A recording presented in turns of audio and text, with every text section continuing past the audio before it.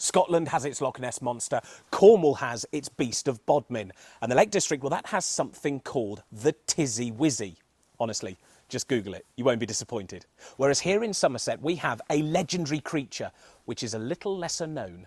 But if you come for a walk with me here on the Quantock Hills, through those trees of which they were its home, I will tell you the story of a dragon called Gurt Worm. Today we're going for a walk through the woods of Ladyscombe, Shervage and Dowsborough, which you can easily access, by the way, from either the free little car park here at Dead Woman's Ditch or on the other side of the wood, the Woodlands car park near Holford on the A39. Now, there are a few ways in which the story of Gurt Worm has been told, but the most widely known version comes from Ruth Tongue's book, Somerset Folklore, which was first published in 1965. Now, the name itself is one I really love, Gurt Worm. It sounds very West Country, doesn't it? Although traditionally and historically, the word worm, W-R-O-M or W-U-R-M, was the word given to a dragon. It's a very old word. However, Gurt Worm was no laughing matter. This was depicted as a fierce creature that roamed these hills as wide as 3 great oaks, and it would devour countless amounts of sheep and ponies, and even some local people would go missing. Naturally, this caused a lot of anxiety in the nearby villages, but it also caused a big problem. For you see, the Quantocks were, and still are, a rich area for a fruit called the whortleberry, which has been harvested here for centuries, to the point where festivals were held to celebrate the fruit, such as the Triscombe Revel.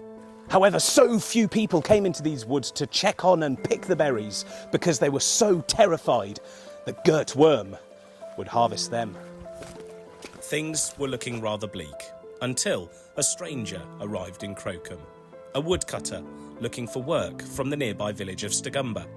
Realising that the stranger was none the wiser to Gurt Worm, a local woman whose livelihood depended on the whortleberries saw this opportunity and cunningly asked if the woodcutter would be so kind as to check on the berries in Shervage Wood and see how ripe they were.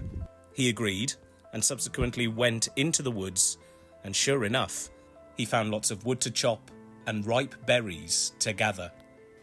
Well, within a few hours, naturally, the woodcutter becomes very tired, so he decides to have a rest, and so he has a seat upon a log. A bit like this one here, really, and has his sandwiches.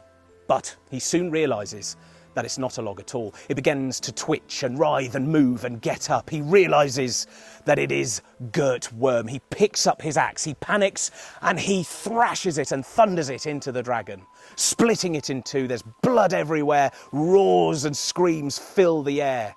And in Ruth Tongue's version, at least, the two halves of the dragon scamper off in different directions and are never seen again. However, the woodcutter, he finishes his work, picks up his axe and goes to Crocombe, a hero. Not only has he slain the dragon, but he has also brought back bountiful amounts of whortleberries for the festival to continue. Gurt Worm may be gone, but the legend and the story must continue. Will you be going picking whortleberries in the forest anytime soon? See you next time.